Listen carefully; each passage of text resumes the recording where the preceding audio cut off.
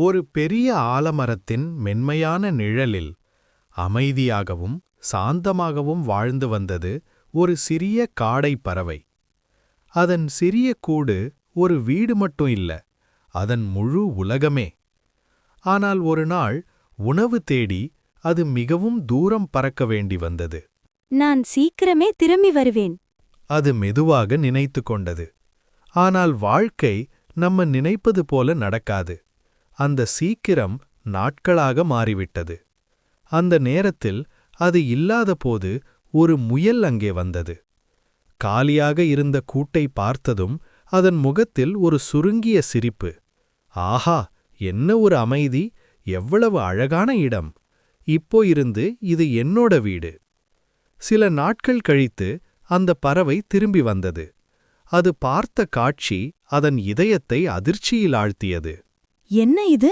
ஏன் கூட்டுல முயலா? அதன் இதயம் வேகமாக துடித்தது. இது ஏன் வீடு? உடனே வெளிய போ. அது வலியுடன் கூச்சலிட்டது. ஆனால் முயல் அமைதியாக சொன்னது. நீயே இத விட்டுட்டு போயிட்ட, இப்போ இது என்னோடது. ஒரு சிறிய வாக்குவாதம் ஒரு பெரிய சண்டையாக மாறியது. சத்தங்கள் உயர்ந்தன, கோபம் பெரிந்தது. விலங்குகளெல்லாம் சேர்ந்தன. பறவைகள் மேலிருந்து அமைதியாக பார்த்தன. அனைவரும் கேட்டார்கள். ஆனால் யாராலும் தீர்ப்பு சொல்ல முடியவில்லை. ஒரு புத்திசாலியான நீதிபதியை தேடுங்கள் என்று அவர்கள் கூறினார்கள். அதனால் அவர்கள் ஒரு நீண்ட பயணத்தை தொடங்கினார்கள். காடுகள், வெளிநிலங்கள், பலரிடம் கேட்டார்கள். ஆனால் பதில் கிடைக்கவில்லை. மாறாக அவர்களின் சண்டை இன்னும் கூர்மையாகியது. ஆனால் அவர்களுக்கு தெரியாத ஒன்று இருந்தது. யாரோ அவர்களை கவனித்துக் கொண்டிருந்தார்.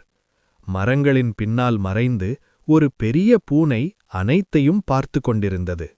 அது அமைதியாக கேட்டுக்கொண்டே ஒரு தீய யோசனையை உருவாக்கியது.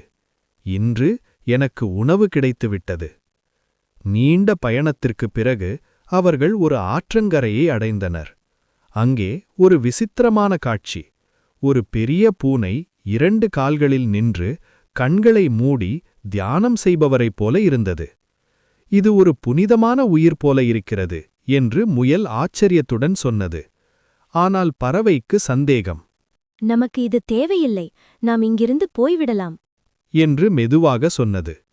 ஆனால் முயல் களைப்புடன் பிடிவாதமாக எனக்கு இனி நடக்க முடியாது, இங்கேயே தீர்வு காணலாம் என்று சொன்னது.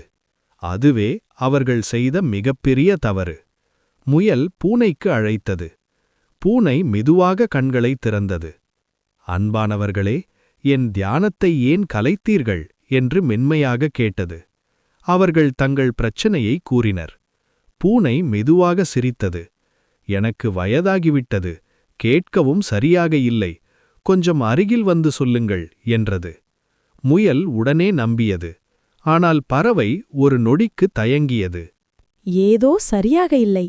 ஆனால் அதற்குள் முயல் முன்னே சென்றது. அது பேசத் தொடங்கியவுடன் திடீரென்று பூனை கண்களைத் திறந்தது. ஒரே நொடியில் பாய்ந்து அனைத்தையும் முடித்துவிட்டது. காடு முழுவதும் அமைதியாகியது. அந்த பறவை ஒரு நொடி உறைந்தது. பிறகு உண்மையை புரிந்து கொண்டது. அடுத்த கணமே அது தனது இறகைகளை விரித்து வெகுவாக பறந்தது. தன் உயிரை காப்பாற்றியது. மூச்சு திணறியபடி அது தனது கூட்டிற்கு திரும்பியது. நான் பிழைத்துவிட்டேன் என்று நிம்மதியடைந்தது. அந்த நாளிலிருந்து அது இனி தூரம் செல்லவில்லை. அருகில் கிடைப்பதிலேயே சாந்தமாக வாழத் தொடங்கியது. கதை நீதி: வெளித்தோற்றத்தை பார்த்து யாரையும் நம்பாதீர்கள்.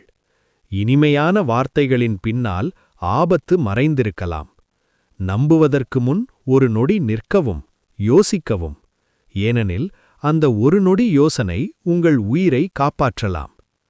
முடிவுக்கு முன் உங்கள் கருத்துக்களையும் ஆலோசனைகளையும் எங்களுடன் பகிர்ந்து கொள்ளுங்கள். உங்கள் ஆதரவு எங்களுக்கு மிக முக்கியம். இந்த கதை உங்களுக்கு பிடித்திருந்தால் லைக் செய்யுங்கள், கமெண்ட் செய்யுங்கள் மற்றும் நம்ம பிங்க் மூன் சேனலுக்கு சப்ஸ்கிரைப் செய்யுங்கள். இன்னும் அழகான கதைகளை உருவாக்கலாம்.